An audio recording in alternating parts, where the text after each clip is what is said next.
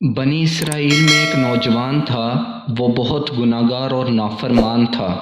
لوگوں نے اسے شہر سے نکال دیا۔ وہ ویرانے میں جا کر رہنے لگا، وہاں وہ بیمار ہو گیا۔ اسے کوئی پوچھنے نہ آیا۔ مرنے کا وقت آ گیا تو آسمان کو دیکھ کر کہنے لگا، یا اللہ مجھے عذاب دے کر تیرا ملک زیادہ نہیں ہوگا، اور مجھے معاف کر کے تیرا ملک کم نہیں ہوگا۔ یا اللہ تو دیکھ رہا ہے نا، میرا کوئی رشتہ دار میرے پاس ہے، نہ میرا کوئی دوست، سب نے مجھے ٹھکرا دیا ہے۔ میں ہوں ہی اس قابل کہ ٹھکرایا جاؤں، اور تو میری امید کو پورا فرما دے اور مجھے محروم نہ فرما، اور مجھے معاف کر دے، بے شک تیرا فرمان ہے کہ تو سب سے زیادہ غفور و رحیم ہے۔ یہ کہہ کر اس کی جان نکل گئی۔ موسیٰ علیہ السلام پر وحی آئی کہ میرا ایک دوست ویرانے میں مر گیا ہے، اسے جا کر غسل دو اور جنازہ پڑھو۔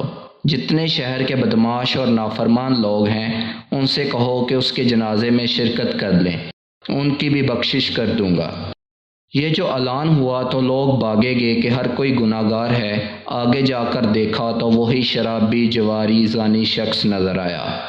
لوگوں نے کہا، اے موسیٰ آپ کیا کہہ رہے ہیں؟ یہ شخص تو ایسا ہے۔